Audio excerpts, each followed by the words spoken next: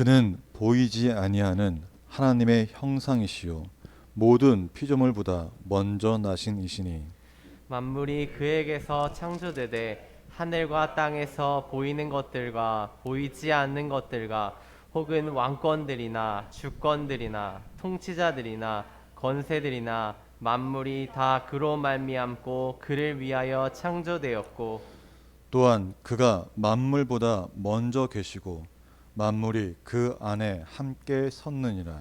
그는 몸인 교회의 머리시라. 그가 근본이시요 죽은 자들 가운데서 먼저 나신 이시니 이는 친히 만물의 으뜸이 되려 하심이요 아버지께서는 모든 충만으로 예수 안에 거하게 하시고 그의 십자가의 피로 화평을 이루사 만물 곧 땅에 있는 것들이나 하늘에 있는 것들이 그로 말미암아 자기와 화목하게 되기를 기뻐하심이라.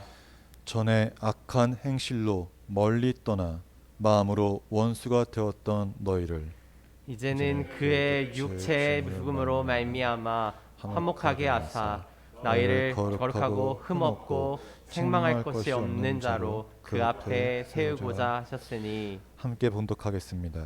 만일 만일 너희가 믿음에 거하고 터 위에 굳게 서서 너희 들은 바 복음의 소망에서 흔들리지 아니하면 그리하리라.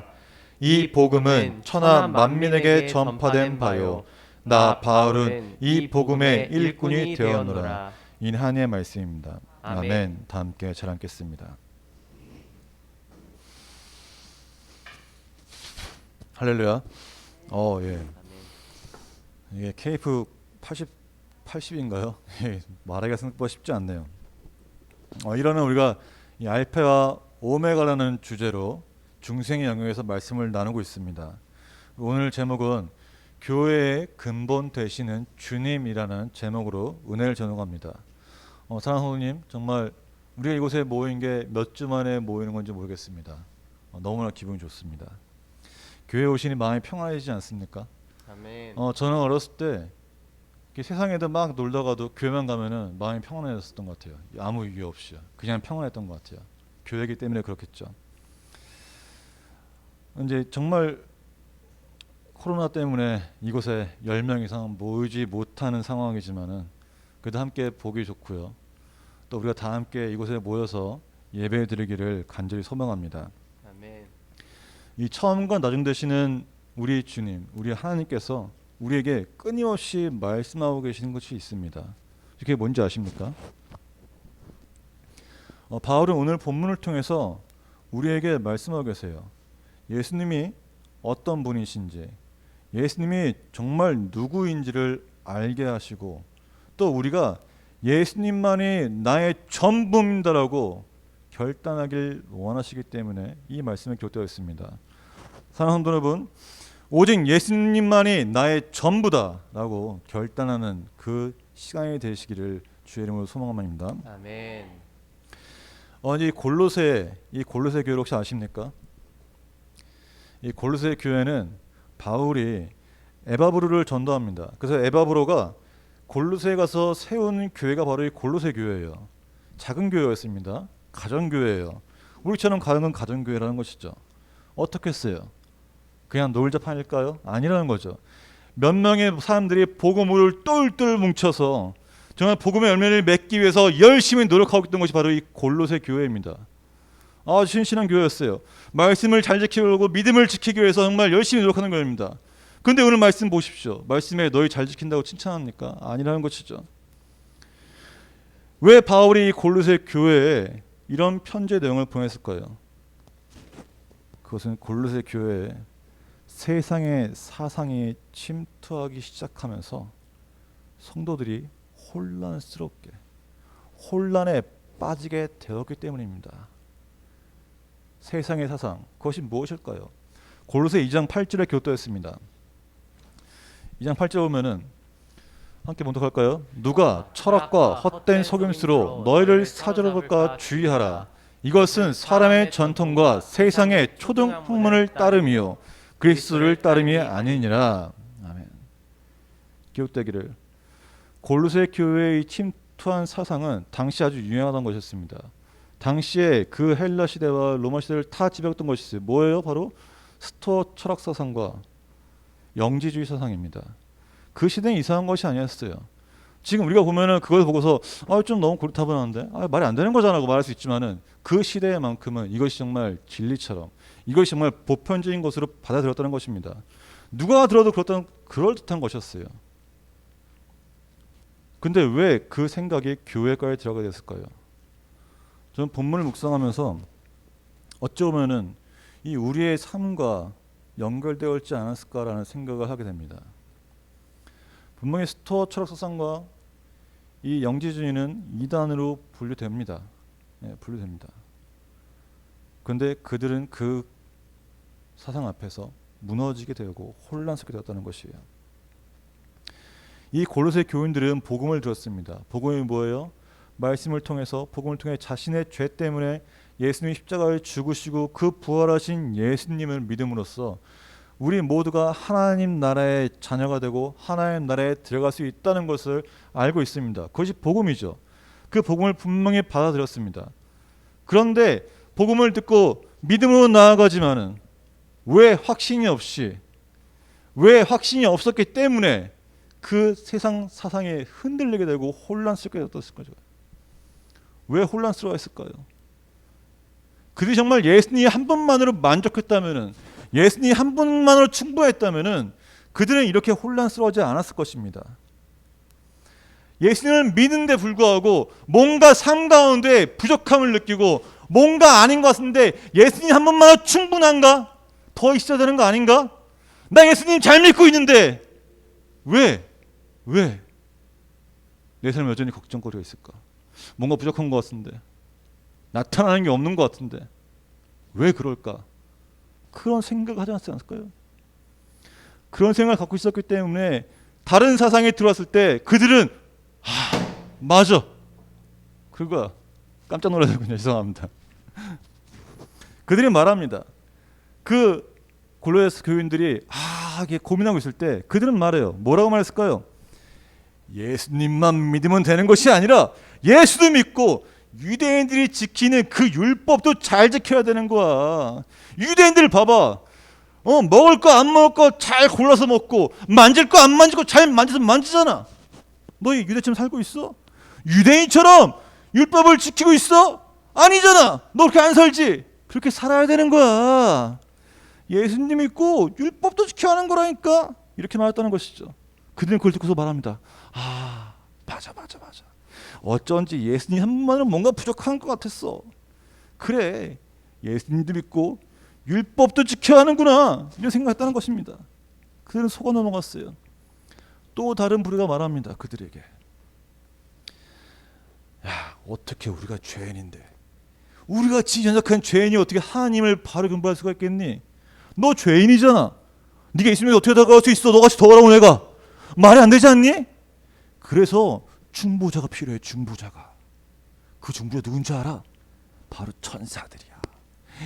이 천사를 우리가 중보자로 삼고 천사들을 상대하지만 우리는 하나님 앞에 나갈 수 있는 거야. 이렇게 말했다는 것입니다. 그때 어땠을까요? 그런 것 같네. 그런 것 같아. 예수님 한 번은 뭔가 부족한 줄 알았는데 맞아. 그 천사들이 있지. 성경에 나오는 그 천사들.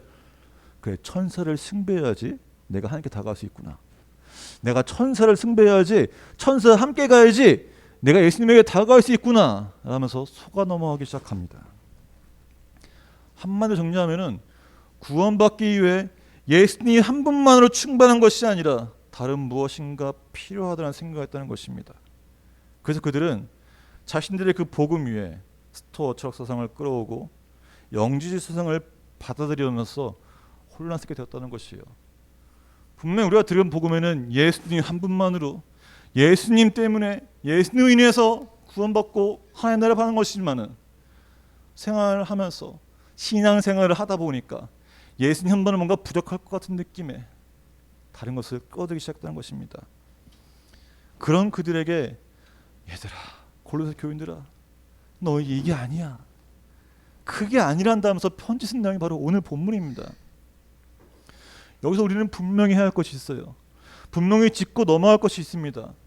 우리가 구원을 받는 데 있어서 정말 예수님 외에는 그 어떤 것도 필요하지 않다는 것을 고백하십니까? 아멘. 아멘이십니까? 아멘.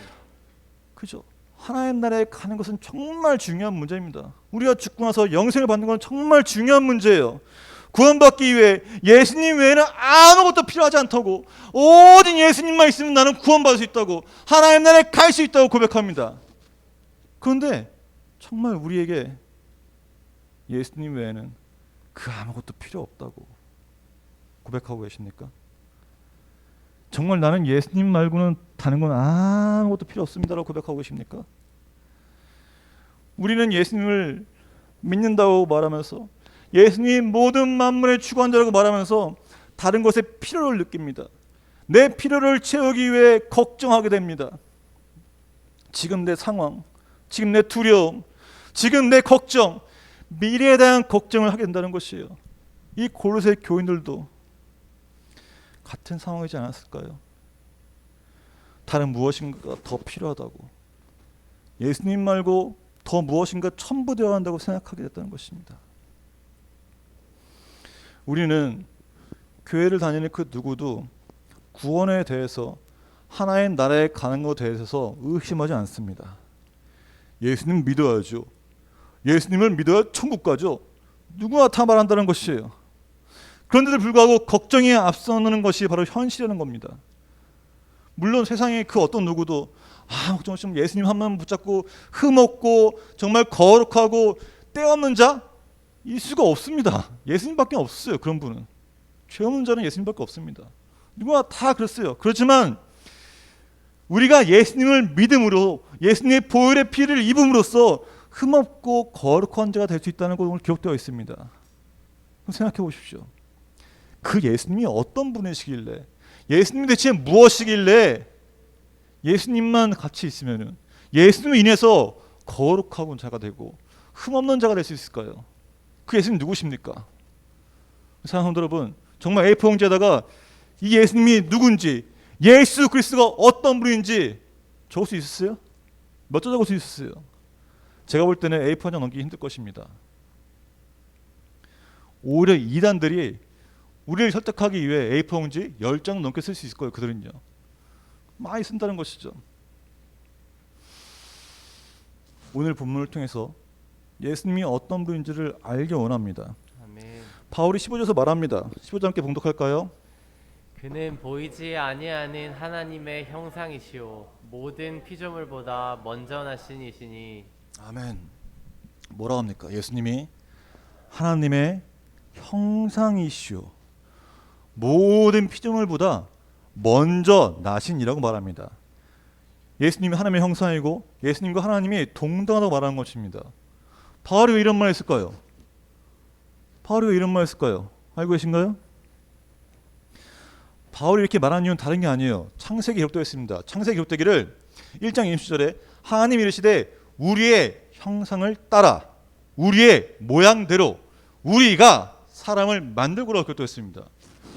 하나님이 천지 창조를 하시는 그 사역 가운데 하나님 한 분이 계셨고 하나님만 계셨다면 하나님이 이르시되 우리란 말 썼을까요?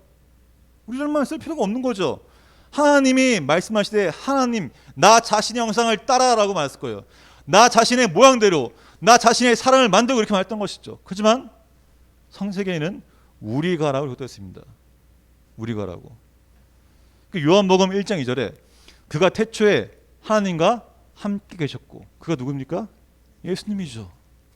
만물이 그로 말미암아 지은 바 되었으니 지은 것이 하나도 그가 없이는 된 것이 없는 이라고 요한이 기록하고 있습니다. 사랑하는 여러분, 이렇기 때문에 태초에 천지를 창조하실 때부터 하나님과 예수님은 같이 계셨다는 것이에요. 태초에 하나님과 함께 계셨으면 예수님도 그 창조 사역에 참여하셨다고, 같이 함께 하셨다고 말하는 것입니다. 그래서 모든 만물보다 우월하신 분이 바로 예수 그리스도라는 것입니다. 창조를 하셨기 때문에 그 모든 창조물을 주관하시는 분도 오직 예수님이라는 것입니다. 예수님이 그 모든 걸 주관하신다는 것이에요. 그런 예수님이 뭘 하셨습니까? 그 예수님이 십자가의 피로 말미암아 우리와 화평을 이루기 위해 이 땅에 오셨다는 것입니다. 천지를 만드셨던 그분이 하나님과 동등된 분이 오셨다는 것이에요. 이게 얼마나 놀라운 일입니까? 천사를 위해 오셨나요? 어떤 영적인 거룩한 자를 위해서 오셨나요? 아니라는 거예요. 죄인된 우리를 위해 이 땅에 오셨다는 것이에요. 예수님은 우리의 죄를 위해, 우리가 하나님과 화목되기 위해서 십자가에 죽으시고 부활하셨습니다. 그래서 바울이 21절에서 23절 기록되기를 함께 방독해볼까요? 전에 악한 행실로 멀리 떠나 마음을 원수했던 너희를,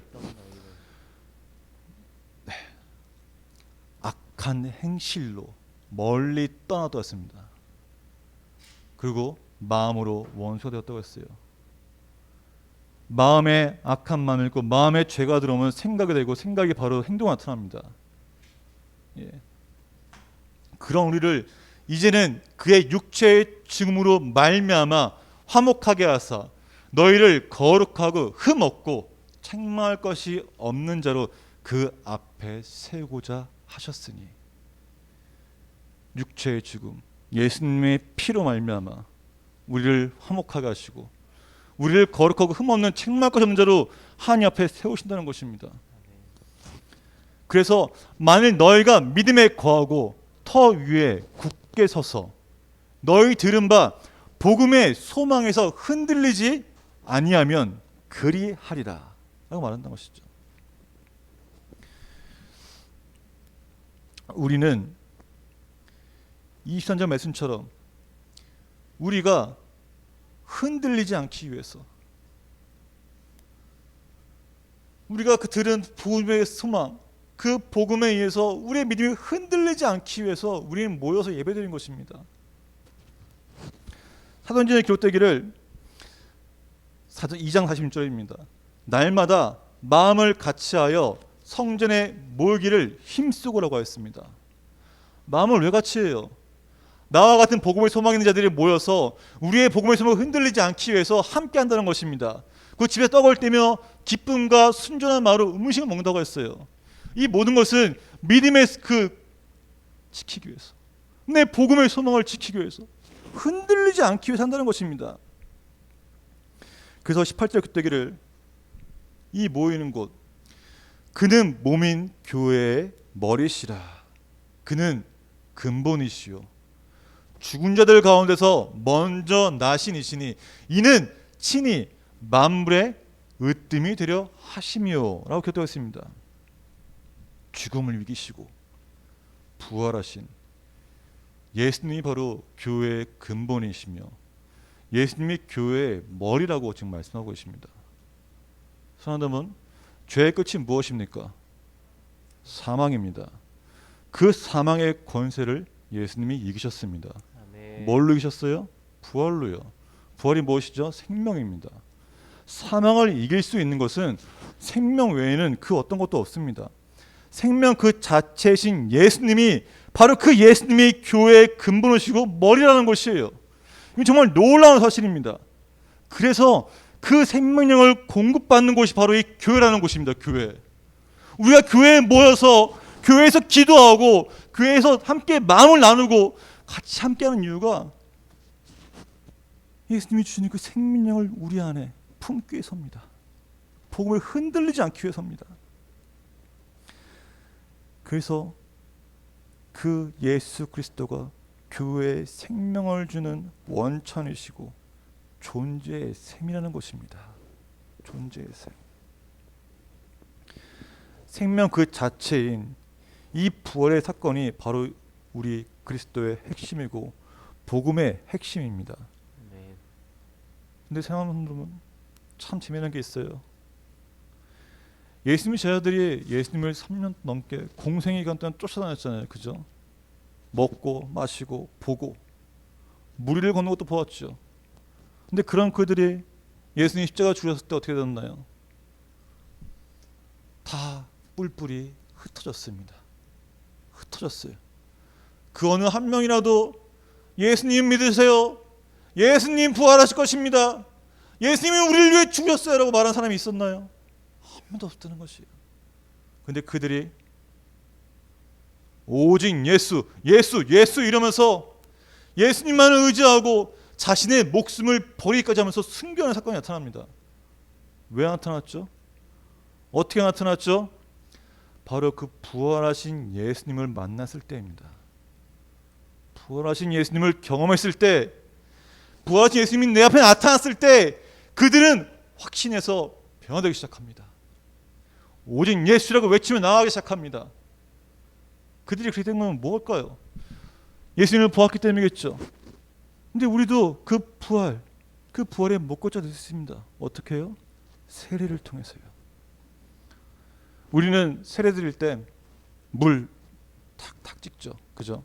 나쁜 게 아닙니다. 원래 그렇게 하는 것도 있어요. 근데 저는 개인적으로 만약에 제가 교회를 세운다면은, 제가 항상 말하지만은, 우리 박사님 잘 알 거예요. 저희 아내랑 예배당 앞에 수영장이 있어야 돼요. 수영장이. 왜요? 세 드릴 때 침수해야 합니다. 왜 담가질까요? 물에 들어가는 순간 어떻게 돼요? 숨을 쉴 수가 없게 되죠. 물에 나오는 순간 어떻게 돼요? 숨을 쉬게 되죠. 그 의미는 나는 이 세례를 통해 나의 옛사람이 죽었습니다. 그리고 다시 새로 태어납니다. 어떻게 태어나요? 성령의 사람으로. 성령의 생명을 받고 나는 새로 태어난 사람이다라는 그 뜻이 바로 세례입니다. 세례를 받으면 무엇이 생깁니까? 우리 안에 주어진 것이 있죠. 바로 생명 되신 그 성령님이 우리 안에 주어진다는 것입니다. 아멘. 제 아들이 만났던 그 부활하신 예수님이 우리에게 성령님을 보내주신 것이에요. 내가 너희와 항상 할 수 없지만은 이 성령을 통해서 너에게 가르치고 너희와 항상 함께하며 너희를 인도할 거라고. 그게 바로 성령님인 것입니다. 이 생명의 성령님이 우리 안에 있으면은 우리는 성령을 받은 자이기 때문에 무조건적으로 복음의 증거자로 살 수밖에 없다는 것이에요. 생각해 보십시오. 사울이 바울이 되고 복음의 증거자로 살게 되는 것이 어떻게 살게 되었습니까? 어떻게 살게 되었어요? 우리 다 알잖아요. 사도행전 9장 17절 18절 말씀 한번 봉독하겠습니다. 아나니아가 떠나 그의 집에 들어가서 그에게 안수하여 이르되 형제 사울아 주 곧 내가 오는 길에서 나타나셨던 예수께서 나를 보내어 너로 다시 보게 하시고 성령으로 충만하게 하신다 하니 즉시 사울의 눈에서 비늘 같은 것이 벗어져 다시 보게 된지라. 일어나 세례를 받고. 아멘. 부활하신 예수님을 만났을 때 바울의 눈에서 비늘이 벗겨지고 세례를 받습니다. 그리고 성령으로 충만하게 되어 다시 생명을 받은, 부활의 생명을 받은 그 바울은 오직 예수만을 외치며 나아갑니다. 예수님 외에는 그 아무것도 필요하지 않다고, 예수님 외에 그 모든 것들은 다 내가 배설물 여긴다고, 오직 예수만이 나의 전부로 했던 그 바울입니다. 우리도 이처럼 성령을 받은 우리도 오직 예수 외에는 다른 그 모든 것이 필요 없다고 고백할 수 있습니다. 오직 예수님을 바라봐야 합니다. 우리의 시선과 우리의 모든 관심이 예수님에게만 두어야 한다는 것입니다. 우리는 예수 그리스도의 뜻과 명령에 복종할 때만 우리에게 생명의 길을 갈 수 있는 능력이 생깁니다. 그것이 바로 구원의 길입니다. 그러나 우리는 살아가면서 정말 예수님 외에도 끊임없이 다른 것을 구합니다. 저도 그렇습니다. 물질을 구하고 은혜를 구하고 남이나 무엇인가를 끊임없이 구하는 제 자신을 발견하게 됩니다. 은혜를 구하는 것이 나쁜 것이 아니에요. 하지만 은혜만 구한다는 나쁜 것이죠. 무엇보다 예수님이 우리의 전부가 되어야 합니다. 제가 기도하면서 아침에 외쳤던 것이 바로 그겁니다. 오직 예수, 오직 예수, 오직 예수. 예수님만 나의 전부가 되게 하십시오. 내가 예수님만 내 마음에 가득하게 하시고 예수님만 나의 정말 전부가 충만하게 해달라고 기도합니다. 왜요? 그것이 내가 살아갈 길이니까요. 우리에게 가장 필요한 것은 바로 예수님이에요. 예수님 외에는 그 아무것도 필요하지 않습니다. 우리의 필요요? 주님 모르세요? 아십니다. 처음과 나중에 그 예수님이 모든 만물을 주관하시기 때문에 우리의 필요를 우리의 적당한 때에 하나님의 때에 채워주신 것 바로 그 예수님이에요. 아멘. 이 제 말인가요? 성경에 기록된 말씀입니다. 그렇기 때문에 우리는 예수님만을 의지하고 나아가면 우리 삶에 은혜가 있는 것입니다. 아멘. 우리의 자기 권리를 내려놓으십시오. 내 생각을 내려놓으십시오. 예수에 뭔가 필요한 것 같은데 예수님만이 있으면 안 될 것 같아. 그 사상은 세상이 주는 사상입니다. 복음은 오직 예수입니다. 알파 오메가 처음과 다시 되는 그 우리 하나님이 우리를 통해 보여주신 것은 오직 예수만을 붙잡으라고, 오직 예수만이 우리의 전부라는 것입니다. 우리의 삶의 평안이나 기쁨, 만족감은 오직 예수님만으로만 채울 수 있습니다. 예수님이 아니면은 그 어떤 것을 갖고 있다 할지언정, 그 어떤 것을 많이 채우고 뭐 한다 할지언정 항상 부족하고 항상 만족감을 못 느끼고 허한 것입니다. 사랑하는 여러분, 오직 예수만으로 채우십시오. 아멘. 예수님밖에 없습니다. 아멘. 예수님만을 붙잡는 자는 절대 죄에 빠지지 않습니다. 아멘. 예수님만을 붙잡는 자는 생명이 있습니다. 아멘. 예수님만을 붙잡는 자는 바로 복음의 일꾼입니다. 오직 예수님만을 붙잡는 삶을 통해 생명을 전하는 복음의 일꾼이 되시기를 주의 이름으로 축원합니다. 아멘. 우리 시간 찬양할 때 예수님만이 나의 힘이시라고, 예수님만이 내 생명이시라고 우리 시간 함께 찬양하기 원합니다.